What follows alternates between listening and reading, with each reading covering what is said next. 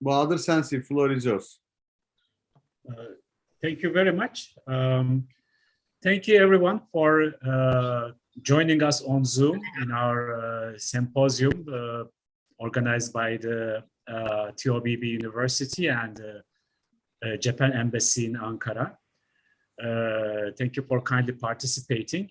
Together we are going to guest a very distinguished person, which I'm going to introduce shortly, Professor Nobukatsu Kanehara, who has been one of the chief advisors to ex-Prime Minister Shinzo Abe of Japan. He's someone which I would call having a very rich CV. If I explained everything, his career, he wouldn't have any time to make a speech, I think. So let me briefly introduce him to you.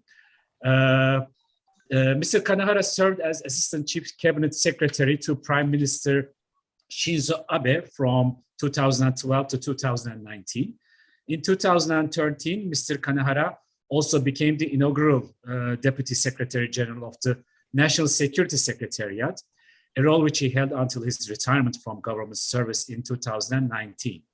He also served as Deputy Director of the Cabinet Intelligence and Research Office. Mr. Kanehara's role in the cabinet built on a distinguished career at the Ministry of Foreign Affairs, where he served in a number of notable positions.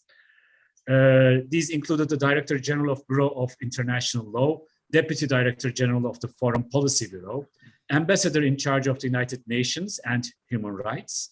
He served abroad as Deputy Chief of Mission in Seoul, Republic of Korea, and Political Minister at the Embassy of Japan in Washington. He was decorated by the President of Republic of France with l'Ordre de la Légion d'Honneur. Professor Kanehara, you are now affiliated with Doshisha University in Kyoto, as far as I know.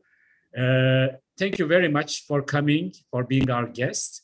I've been told by my contacts in the Japan Ministry of Foreign Affairs and Japan Embassy here that Mr. Kanehara has been one of the supporters of Turkey. He urged the Abe administration to put more emphasis on Turkey. Thank you very much for that. And he has been a supporter of our project for years. So today, Mr. Kanehara is going to give a speech in this interesting topic, the emerging liberal international order in Asia. So everybody talks about the end of liberal international order, but actually there's an emerging liberal international order. I'm going to give the floor to Professor Kanehara. Thank you very much for participating. Please. Well, thank you very much for having me today. I'm a great fan of Turkey. I visited Istanbul almost 20 times, and I wanted to come here in person, but happy to be here online. I'm going to talk about the emerging world order in Asia and the role of Turkey and Japan. Let me go back briefly our history together. Before industrialization in Europe, the Euro continents were dominated by big dynasties, big empires, the Ottomans and Mughals, India, and Qing dynasty in China, and Tokugawa samurais in Japan. And these are, I have to say, all the kings, because they are all Mongolian Turkish blood people. Japanese are Mongolian Turkish blood people, not Chinese. And the Mughals in India, Mughals means Mongols. They are descendants of Timur Empire, and Timur Empire is descendant of Genghis Khan's empire.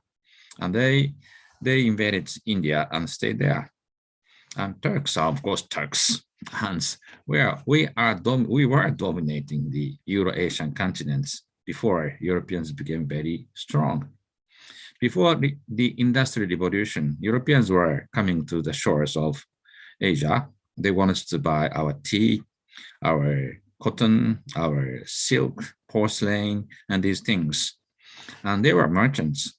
They conquered South and North American continents. They conquered Indonesia. They conquered the Philippines. They could not penetrate into the continents and Japan. It's only after 19th century, their industrial revolution became accelerated, and they became suddenly very big, amazingly big. Great Britain, we didn't know them very much. we knew the Great Britain was there, but it was a tiny island with pirates. That was our image.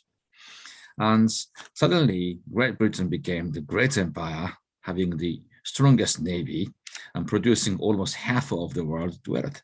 That 19th century, they totally changed the world order. And since then, Japan hesitated because we didn't know where to go. Japan aspired to be a part of this Western world simply because we believe that there's a splendid economic growth, industry, strong army, mechanized army, navy, and liberal order is coming in.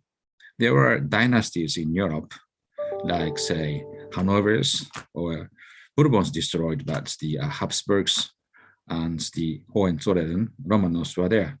But except in Russia, parliaments were opening one by one. And that liberalism was very much attractive to Japanese and to Turks too. We are the only two who opened the parliament in 19th century. Our parliament continues. I think the Ottoman parliament was shot after some short period. So we thought these are the civilization, the liberalism, parliamentary democracy, that's fine. But they had two faces. In Asia, in Africa, there were colonial rulers. They didn't bring in their democracy, liberalism in Asia and Africa. Rather, they continued to conquer Asia and Africa, just as they did in North and South America and the Indonesia, Philippines, and they just continued to rule the other people in Asia and Africa. And Japan hesitated. In the first place, we thought we should take hands of agents, but they were so weak. And then Japan thought, then we should be like them. Let's invade everybody. At last we said, let's expel Europeans from Asia and made a war, a big failure. And this Japanese zigzag way was a very bad one. But after the war, the world changed completely, amazingly quickly. I have to say, in the 20th century, there were two bad things happened. One is big wars, total wars among the Westerners, precursors. The First World War, Second World War. These wars devastated. First World War destroyed Ottoman Empire, and Second World War destroyed Japanese Empire. But through these big wars, the peace is internationalized, United Nations born, and this was a good development. And then after the war, the Europeans are very much tired, and then the Asians and Africans all got independence. It's only 1950s and 60s, but all of them got independence. At that time, the number of nations jumped from 50 to 100. Now we have 200 nations. Almost all ethnic groups got independence, and we are now full of sovereign states. And we are talking to each other on an equal footing in the United Nations and other places. And I have to say, the racism also abolished, as institution at least. This was brought in by two saints. One is Gandhi in India. Second is the Martin Luther King in the United States. And they said the racism is just against God's teaching. We're all born to be happy. We're all born equal, regardless of skin color, civilization, religion. And that message was universal. That went everywhere, and they destroyed the American racial system, and they brought it down. The civic movement was rampant. And then suddenly racism is over. Apartheid was put down by Mandela. And lastly, in the early 20th century, there were the movements called totalitarianism, and social gap was so big. So some thought that the whole society, upper class people should be destroyed. And then the dictatorship by laborers could make a better world. That's communism in Russia, and Nazi in Germany, fascists in Italy. And in Japan, there was no communist party because they were oppressed in Japan. But in Japan's case, military people, the elite people got politicized. They tried to mount a coup and failed. But all these things went away. The last was the collapse of Soviet communism, 1991, and Central Asians and Caucasus people got independence. And that was the true end of the history before it. At the 21st century, we thought this is the end of the history. This is not the end of the history. This is the history restarted. This is the emergence of China. In Asia, in 1940s, 50s, 60s, almost all Asians got independent.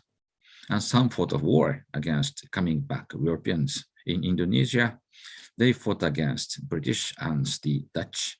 In Vietnam, they fought against France in the first place and secondly with Americans, but they all won.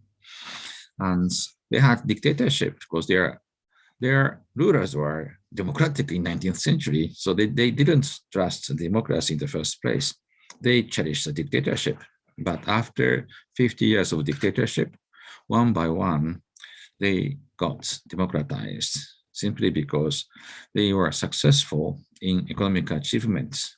In 1970s, 80s, they jumped out from poverty. They joined the class of, say, G10, G20, and now they are very much dynamic economies. And then middle class appeared in these countries, and they opinionated. They started to talk against the government. The government, one by one, got democratic. The first one in Asia is the Philippines.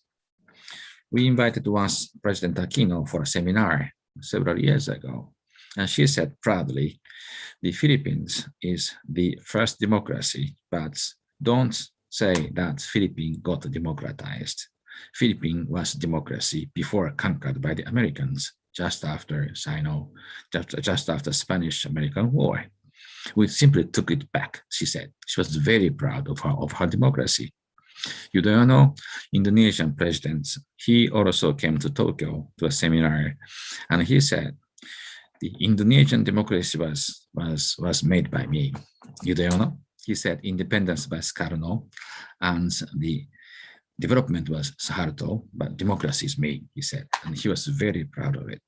And one by one, nations got democratic in Asia. There are some zigzags, of course.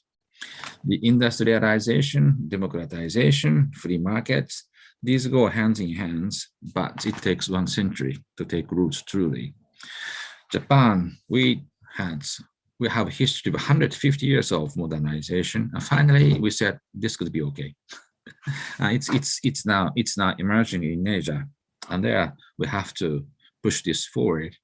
The order, liberal order, in which regardless of skin color, religion, and ethnic groupings and gender, people are all born to be free, born to be happy, and everybody has a right to pursue his own happiness, realize himself, contribute to the society. That's our liberal order today. This is not Western. This is not white Christian. This is universal. We have it. And in Asia, I have to say, Japanese was very much inspired by this Enlightenment liberal thinking in 19th century, simply because Japanese was reading, say, for example, Mencius. Mencius is our higher portal of Confucius. 2,300 years ago, he was born. And in his famous book, he wrote in this way, people is the most precious. Set foot comes next. The king is the least important, he said. And the king is given the mandate to rule by heaven as far as he is a good king. If he's a bad king, he loses the mandate from the heaven, so he can be decapitated. This is what he said. This is very close to Jean-Jacques Rousseau. So we thought that the basic thinking of liberalism is not very different from our Asian thinking. And that's the reason why we can share this universal value, simply because this is not European, this is not white Christian. We believe that this is also Asian and this is universal. Then let's sustain this. That's what we decided. And we're now pushing this idea. And biggest challenge is China today. China is now very big. When China got out of the cold in 1970s, we took their hands and we thought that China should be in the West together with us and face Russians, and they did. After death of Stalin, and Mao was still struggling to make a modern state in China. He was miserable. Tens of millions died because of his collective farming projects, and the Mao was in trouble, and he triggers the Cultural Revolution, and that killed again millions and millions. And Mao challenged the Russians in Siberia. In 1969, they invaded the Damansky Island in Siberia. Russians were very angry. Russians are true warrior. They fought back very effectively. Mao got frightened. And they came to take hands of Kissinger, Nixon, and us. And we believed that China could be with us. And we believed that one day, after economic development, China would be like us. It is not yet true. They might change, but it's not yet true. Now they are exercising their great influence in Asia.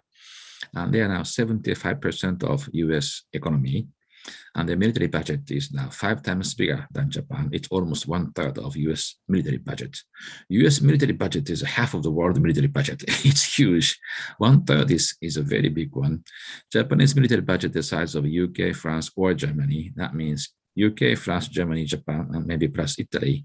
Still, Chinese military budget is bigger. And now that's tremendous military power is emerging in Asia. How to be engaged with China, or how to engage China, is the biggest strategic question for Japan. Because we believe that this system is good, not only for Japan, but also for China. They can trade with anybody. They can export money and technology, and they can import money, technology. They make good products. They can sell that everywhere on earth. And China is the greatest beneficiary of this liberal system. So our question is, why are you complaining here, sir? But they are complaining, and they want to make the sphere of influence of its own. And they are, unfortunately, they remember that's what they suffered in 19th century yet. And they believe that Burma was taken by the British, Vietnam was taken by the French, and Siberia was taken by the Russians, and Japanese took out the Taiwan. And they believe that we have to take it back. And this is a bad idea, because now today, the transfer of territory is not the most important thing. The will of the people is the most important. And the order is based upon the free will of the people with the consent. And without consent, this is no longer 19th century. These were my territories, my vassals. I want to take it back. It's a very bad idea. So China must earn that, but we have to compete with China, not militarily, because militarily we're still stronger, the West. Economically, the West is still stronger, but we have to compete with ideas. And this is very important. How to engage China in competition with ideas, freedom, democracy, and Chinese communism.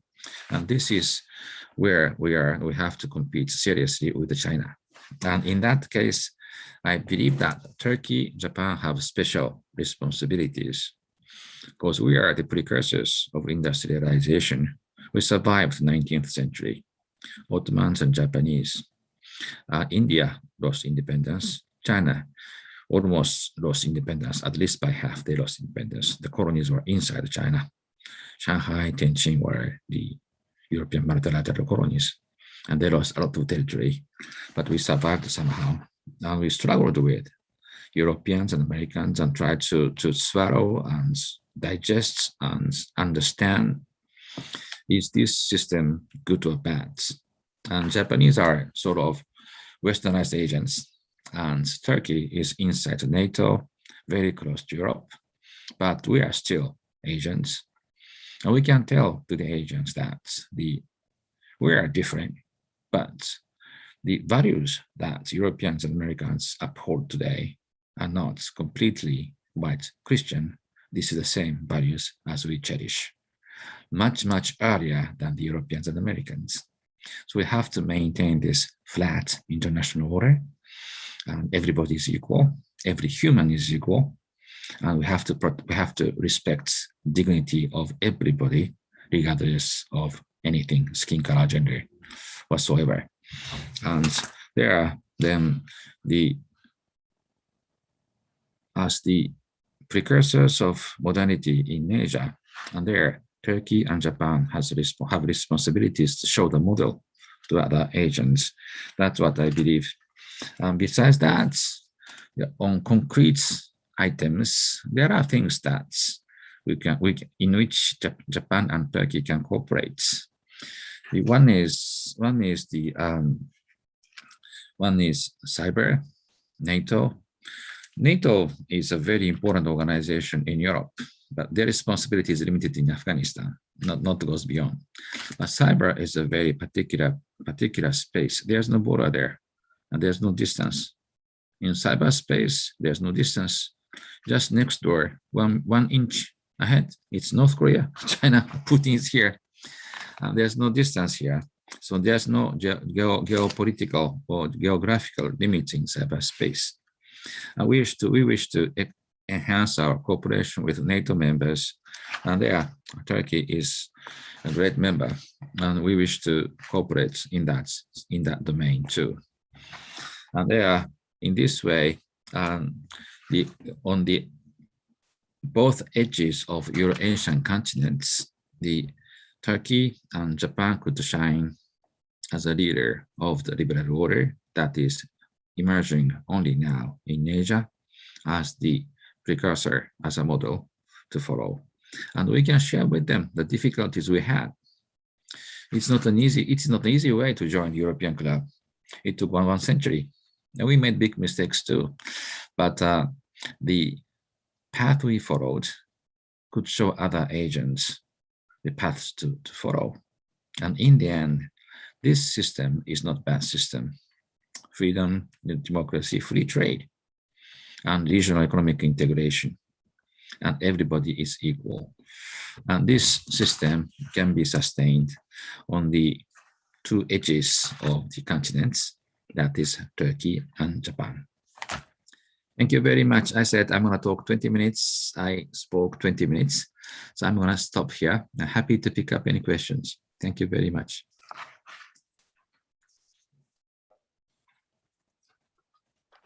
Thank you very much, Professor Kanehara. That was a very nice speech, very easy to understand. How shall we go now? Let me ask, are there any questions from the audience? They can also write on the chat screen if you want.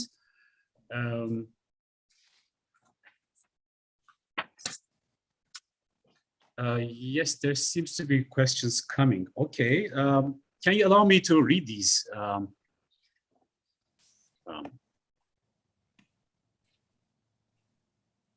apologize, I have some trouble with my computer, I guess. Orçun, can you read these questions? Of course, I can read them. Okay. The first question from the Ali Semih Çamkerten. While I agree with the universal aspect of the liberalism, as Mr. Kanehara said, if there is to be a liberal order, it should be cleanest from the effects of radical capitalism, in which excessive consumption and materialism should be discarded. Do you want to answer the first, or I can read the second one? Maybe let's do this one by one, because I can be confused. Then I read radical capitalism. Maybe I can pick up two aspects from there. One is, the too much massive consumption, plastics, waste, and these things. It was a mistake 20th century. We can live in a much simpler way, and we can do that. And we have to pay more attention to the environment, gender, climate change, and governance. And so maybe we can shape a better way of living in 21st century. I think this is coming. And I have to say one more thing, that is the Anglo-Saxon capitalism is ferocious. It's a bit different from Japanese one. It's a bit different from European one either. And they take huge risk, and they're genius in dispersing the risk, the insurance, these things. But they believe that ferocious aggressiveness of investors makes the future and break the ice for the future and develop the technology. And this aspect maybe cannot be denied. And very often they trigger huge economic shock everywhere, Lehman shock and these things. This is always comes from the Anglo-Saxons. And the Europeans, Japanese complain. But the taking risk and challenge, break ice of the status quo, I think that cannot be totally denied. So that's their bad part, but that's their beauty too. Okay. Thank you so much. I'm reading the following question. At the same attendee from Ali Semih Çamkerten. His question is, in my opinion, best way to compete with China is to compete in technology. Chinese authoritarianism prevents free thinking, which prevents the potential innovativeness. Even if in the short term, China seems to innovative, but in the long term, they'll have problems. And the third one, I think there is a following question connected with this one. As a conclusion, if there is to be a liberal order which Turkey and Japan will be models, this should be built on cooperation on security 5.0 to be innovative countries in Asia. I fully agree. The innovation comes from the individual mind, and the exports or even imitates technology and make the cheaper products with highly skillful, cheap labor force. This is what we did. And this is what is now doing, what China is doing today. But this does not guarantee innovation. And the Chinese military requires very high-tech weapons. And there, China is pouring a huge amount of money. And there, something can come out. But usually, what they are doing is just imitation, catching up. At some moments, some ingenuity is necessary to go ahead. And this is not easy. And there, we have to see. But China has a huge population and many talented people. We cannot deny the possibility that there could be some genius in China who breaks the horizon for the new technology. Then we could be defeated. In the coming years, the biggest change could be quantum. Quantum computer would change everything. Quantum communication is coming in. Then maybe next is quantum computer, quantum gyro, these things. And that would change totally our society. And there, the Americans, Europeans, Chinese, we are doing that somehow. And we have to prepare for new technology. And Society 5.0 is sort of the digital transformation world. 5G is only one part of that, but this goes beyond 5G, 6G, 7G, and then the quantum is coming in. And there we have to lead and we have to compete. And I think the West should cooperate in investing in the science and technology and break the future front. And this is exactly what you said. If the West lost this game, the West will lose hegemony, the West will lose superiority, and will be defeated economically and in the warfare by Chinese. So this is the domain that we have to compete seriously. I fully agree. Thank you so much. I continue with the other question from the Ecem Gül Şimşek. She asks, do you think that Chinese authoritarian political model will create a domino theory like effect in the Cold War era and cause the loss of liberal democracy in Asian countries? China is not like Russians. Russia was the first-born communist regime in 1917, and they believed in it. And this is the first model of communist states. and they didn't understand what to make. So they struggled to make Russian dictatorship by communists. It was a big failure because economically they are still very good in the military affairs. They are very good in intelligence, cyber, but they could not produce a robust industry, in particular electronics. But China is very different. In 1980s, they decided to open economically China to the West, and we helped them. We believe that it's good for China and for Japan, for everybody, and we pushed China into WTO too. And after that, not only Japanese money, technology, German, American, and British, French, and everybody's money and technology went into China. And China became very strong. But what Chinese is doing today is they are not participating in this precursors club like us, like you. They are somewhere there, and they believe that the Chinese way of modernization, industrialization, so dictatorship, open economy, and this is an effective combination. And these nations are not obliged to become democracy free, and we can be in this way. That's the message China is sending to. And I have to say that it takes 1 century, 100 years, industrialization, democratization, liberalism, and where people, all of the members of the community feel free, happy, pursue his own happiness, realizing his own desire, and contributing to society. And to achieve that stage, it takes almost 1 century.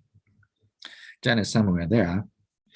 But so China is now making friends among the somehow developing countries, because we can be okay in this way. That's China's message. But our message is, excuse me, sir, but you're only evolving, and you'll be like us one day. So please don't stop evolving, and you can be respected in the end.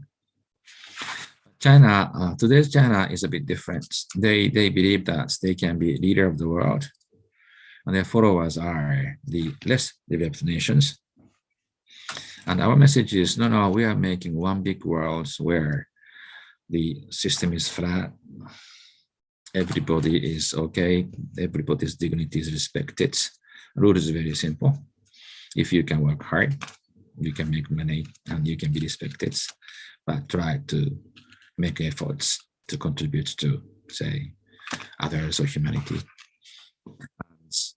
So this game with China is the game of the competition of ideas, and basically this is not total confrontation like with Russians. Simply, my thinking is China is not confronting us like Russians as an absolute different value holder, but they are just following us. The face is different. And China thinks they can stop there. And our response is, excuse me, sir, you would not stop there. You are going to evolve. So don't please try to carve out some portion of the globe, make China's followers, and stop evolving. And we are okay here. And our message is maybe that's a wrong idea. And you can make a common world with us. And simply the face is different.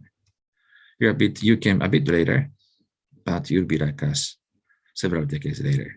And that should be our stance. And we should be inclusive of China in the end. Okay. Thank you so much. We have 3 more questions. The first one is from Kadircan Kazancı. It's a hard question, I think. Would a liberal or authoritarian order be more successful in Japan, both economically and politically? I'm sorry. Could you hear me? Sorry, I didn't. Okay. Liberal order. Could you please read a bit more slowly? Okay, I can repeat it. Would a liberal or authoritarian order be more successful in Japan, both economically and politically? Authoritarian order, successful in Japan. Liberal order or authoritarian order? Liberal or authoritarian order. Yes. Liberal order or authoritarian order. Yes, exactly. Which one you mean? Which one? He asking the both, I think. Authoritarian order does not work in Japan any longer, because this nation is now totally free. And we had big war like Turkey in the early 20th century. We lost 3 million, and soldiers swore to die for the emperor. The emperor was against the war anyway. And after the war, Japanese said, who ordered this war? And why did we follow them? And we never accept order until we are convinced. And this is the Japanese after the war. They are very individualistic and they can't accept any authority. Anyway, this is samurai country. Samurais don't accept any authority unless they give consent to fight for him. So we are going back there. So authoritarian rule does not function in Japan. And our weakness is not the liberal order. It's not the weakness of liberal order. Japan is now shrinking simply because our population is aging.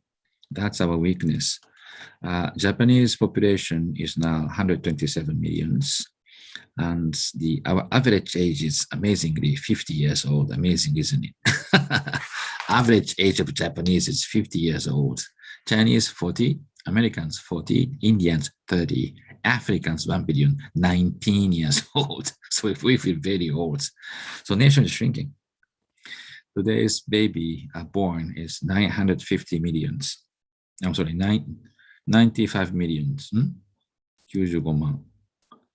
950,000 babies are born this year. And we are losing 1.3 million every year. So 400,000 are vanishing Japanese every year. It's one big city, boom. So we have decided to invite foreign workers in Japan. Now Japan is the 4th biggest recipient of foreign workers every year, only after US, Canada, and UK. And I think now it's 80 or 90,000 foreign workers are coming in Japan every year, basically agents. And this is necessity, and you have to change this dynamics of population. Otherwise, Japan continues to shrink. This is our biggest weakness. Somehow we have to cope with that. Now, this has nothing to do with the liberal order. We have to cope with our dynamics of population. Okay. Thank you so much. And the following question from Selim Yildirim. He said, Professor, you have perfectly summarized the liberal democratic process with empirical cases, and I appreciate it. What I understood from your brief summary, the liberal international order has been suffering from the broadened agenda of security in the post-Cold War era, which are non-traditional threats such as failed states, weapon proliferation, and newsworthy one is climate crisis. How do you think these postmodern security concerns impact the liberal international order? The climate is the biggest challenge, maybe. And this is not against the liberal order. This is against humanity. even the Russians and Chinese must think about that. And but it's not only us. The biggest CO2 emitters are the Indians and Chinese, and they have to be incorporated. And China is a communist regime, but we have to persuade them. And this is a challenge against humanity. This is not only liberal order. And non-traditional threats, terrorism is now going down somehow. Asia was not affected very much. East Asia was not affected very much. The terrorism in the West Asia, and it's now somehow going down. Non-traditional challenges are climate and terrorism. Can you name more? I think the non-traditional challenges is not very big now. For us, the biggest challenge is traditional. That's China today. And how to deter war against China with China is the biggest concern for us. How to frame China in a path for a cooperation with the West. That is the biggest challenge for us today. Thank you. The following question is about also China, from Ahmet Sefa Genç. He asking, China is surrounded by countries like Japan, South Korea, and Taiwan. I wonder that Mr. Kanehara thinks about these countries' effect on Chinese social and economic policies, whether they help make China more liberal, free, or pushing in the opposite way to transform China, more authoritarian, triggering defense reflexes. The China is now very big, 3 times bigger than Japan. Amazing, isn't it? And the Korea is 1/4 of Japan. Taiwan is half of Korea. That means China is very big. So the influence is cannot be coercion. That influence is simply the model. Can China make people happy, or can our system can make our people happier? And that is a question. And today's China is not yet the level of, say, Istanbul or Tokyo. They still believe that China is going up, and Communist Party is successful in picking up the economy. And as far as the economy is good, the welfare is better than before, they still trust the communist regime. And communists say that we are okay and don't believe us, follow me. That's today's China. And we are eating, going down, and many problems inside. So of course, the democracy is a weak system. They fight always against each other inside. But in the long run, we have to prove that our system is stronger. As somebody asked me a question in the first question, the dictatorship cannot enhance ingenuity of the people. Each individual has a great talent, and this talent should be developed by his own desire, and he should be given a chance to develop his own talent. That's our system, not theirs. So in the long run, I hope that China would follow our model. But meantime, I have to say they fear democracy, unfortunately. Today, the word democracy is banned in China. The word universal value is banned in China. You can't use that simply because Communist parties start to think that this can threaten their dictatorship. If they're confident, they should compete with us with ideas. But they are not comfortable with these ideas. And they know that the better off Chinese in the urban area, and they're opinionated. They don't criticize government because they can be arrested these days, but they know, Chinese leadership knows that the people are thinking differently these days. And someday, somehow, China must face this. There's interesting phenomena today in China. Boys lie flat on the floor, on the street, and they say, I don't want to work. I'm happy with this. Don't coerce me to work. Don't drive me for the revolutionary progress. I'm happy with this way of life. And that's the beginning of individualism in China. And that threatens leadership very much.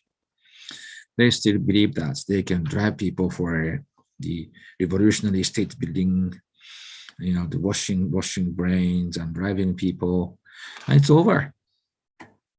And now new individualism is coming in China. And I believe that they will follow us one day, but that is perceived by the leadership today as a threat from the West. And this is the difficulty with China today. Okay. Thank you again. And then the next question from Alexander Karapiperis. Kanehara Sensei, in terms of maritime security in South China Sea and Sea of Japan and the destabilizing role of China, do you think Japan can undertake undertake more active role and in alliance with quadrilateral dialogue countries try to contain China? Do you draw any comparison between Western Pacific and Eastern Mediterranean and the emergence of new revisionist powers? Eastern Mediterranean? Yes, Eastern Mediterranean and the emergence of new revisionist powers. In Eastern Mediterranean? Yes, Eastern I'm sorry, I Mediterranean. don't understand the connection between China and the Eastern Mediterranean. I don't also, but maybe the Mr. Kapaperis can explain his question more briefly.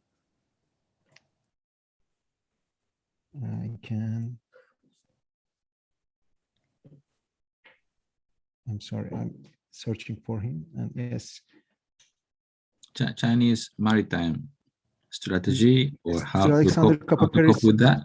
if you want, Yeah. you That's the can. question. Huh. Okay.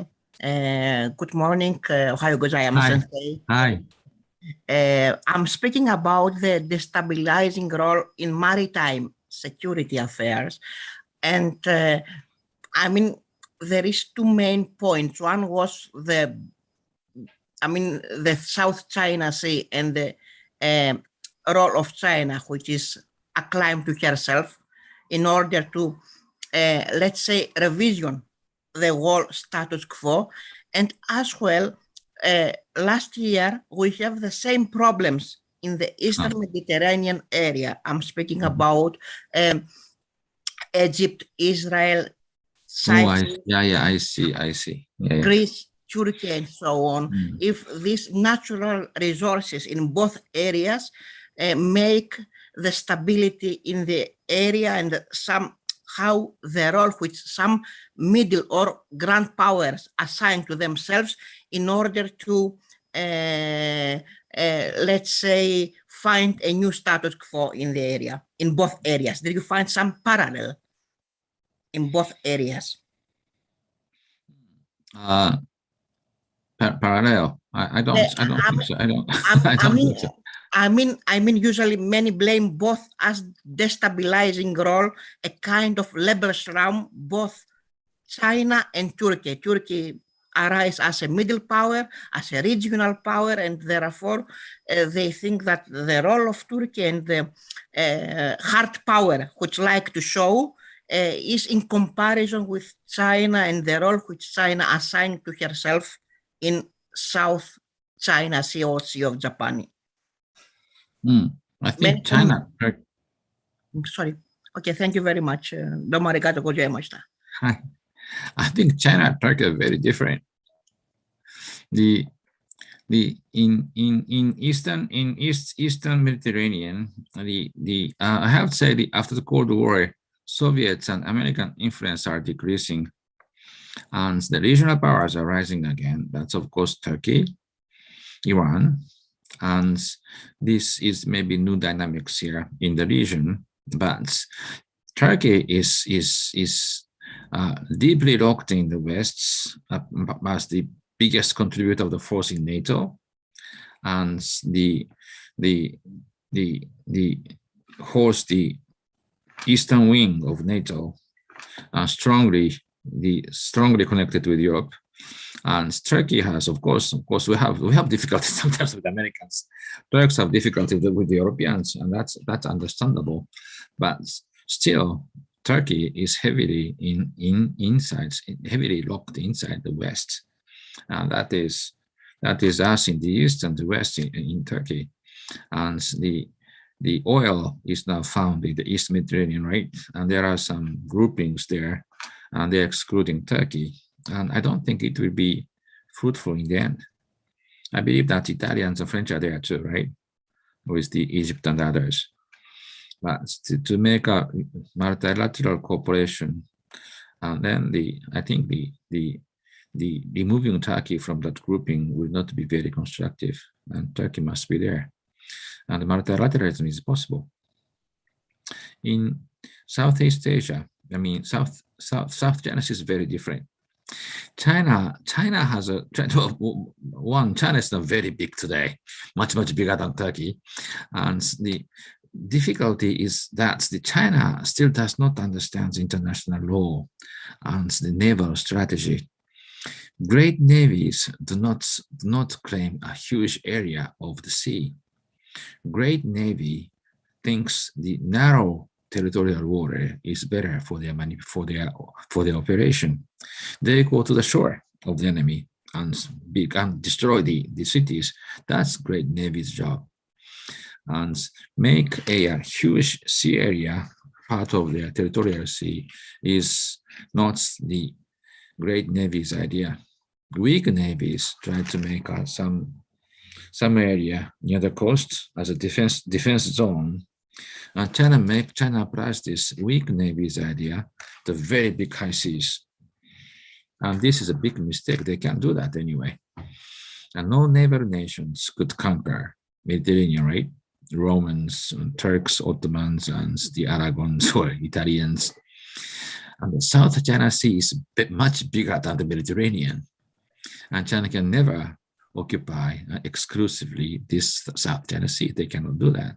And they are trying to do that, causing frictions with the Japanese in the East China Sea and South, and with the Filipinos, Indonesians, and the Vietnamese in particular. And this is a fruitless idea. And China should rethink their position. And the claiming South China Sea as Chinese Sea is completely a fake history, and nobody would concur with that.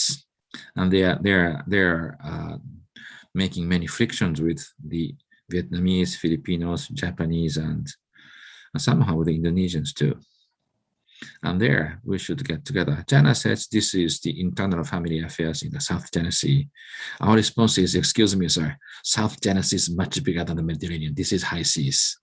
So this is high seas, and every nation in Asia is concerned, in particular Japan, because our sea lanes going to Australia, Gulf, and Europe, all of our great sea lanes go through South China Sea. We are the stakeholder here, and the China should understand that. Russians, they were defending their the coastal sea areas. But in 1980s, they changed their strategy. They said American naval interests are Russian naval interests. And I hope that China should understand that too someday and abandon that the expansionist approach in the South China Sea.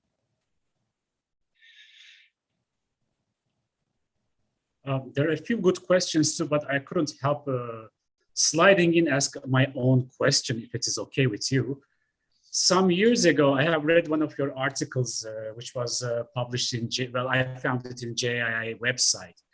In that article, you were fusing the universal value system, which many claim Western value system, with the East Asian value systems. You were taking from Confucius to Buddha, from Zen Buddhism to Japanese Hongran and Shinran, and to Tao. And you are finding these elements of liberal values from these Asian value systems. Now, generally, this is against, if not the conventional wisdom, but many people think that what you call universal value systems are actually Western value system, and they are quintessential Western.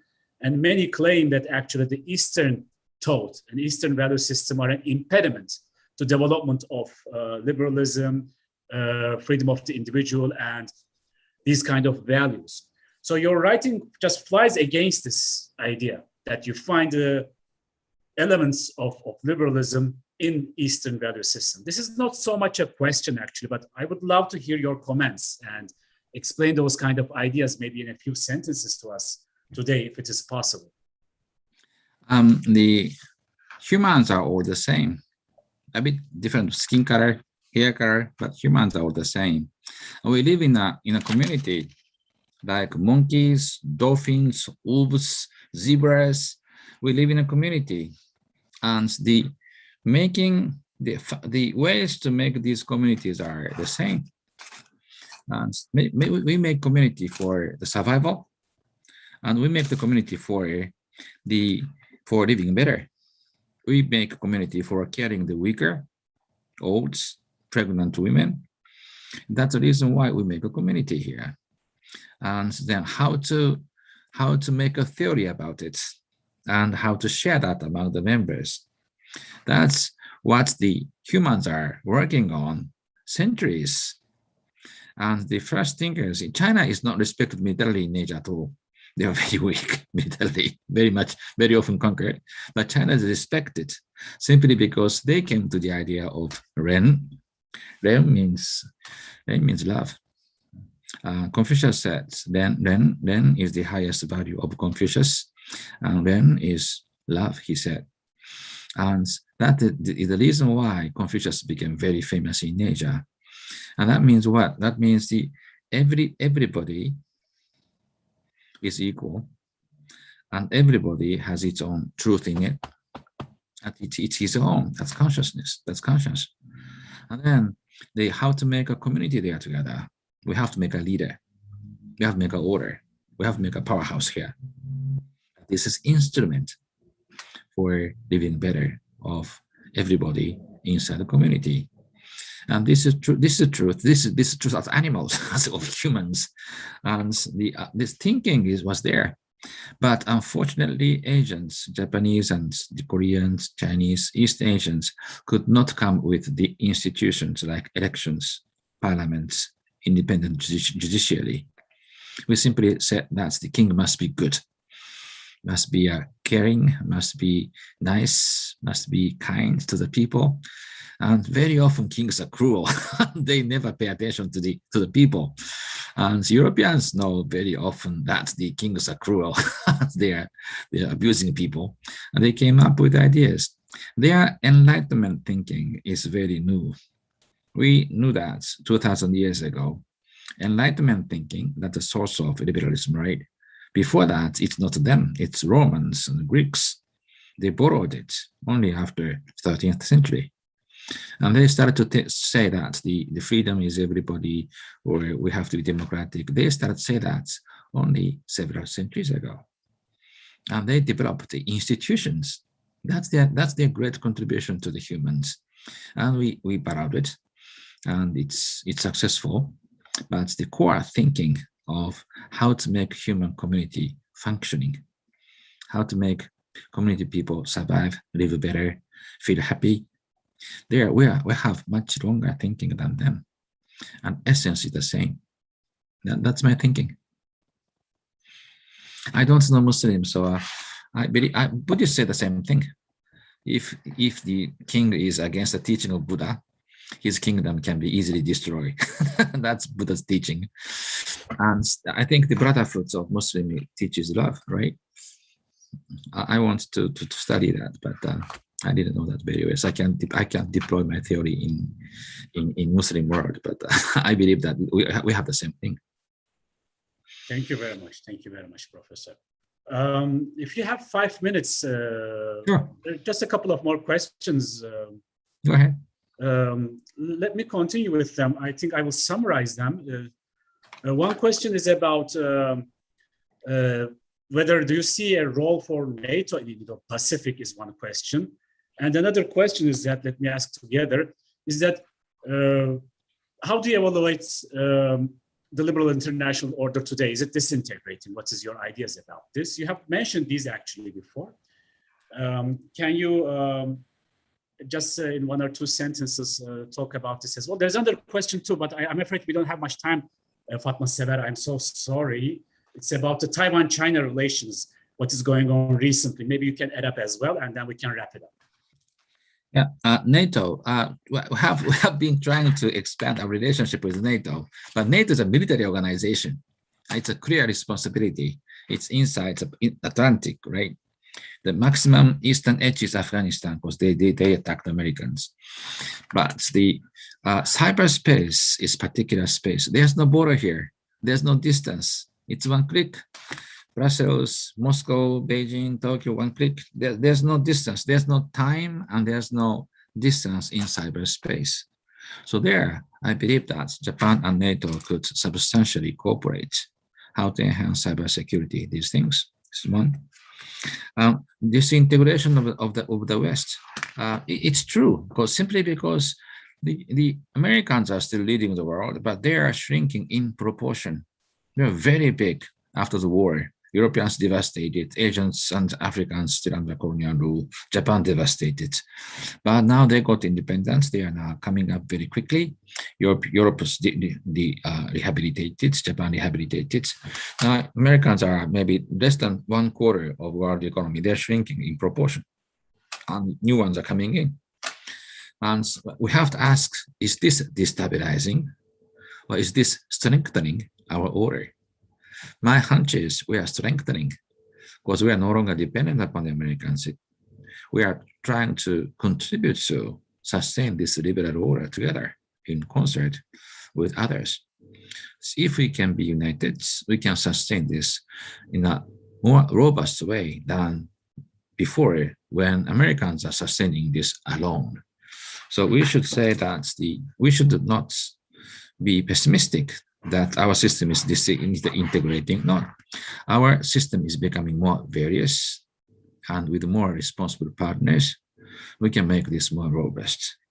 And we hope that very much China one day changes their minds, maybe several decades later, but joins us as a responsible partner. China is now very difficult. I have to say that they are now very big. And they started to claim that China can carve out its own sphere of influence and become a leader there. It's very bad. Xi Jinping's personality is a bit problem. He is a Red Guard generation. Universities were destroyed for roughly 15 years. Universities were all closed. And there was no higher education there. And everybody just studied Mao's thinking. And that generation is Xi Jinping's generation. He doesn't understand how to rule this highly industrialized China, where people are opinionated.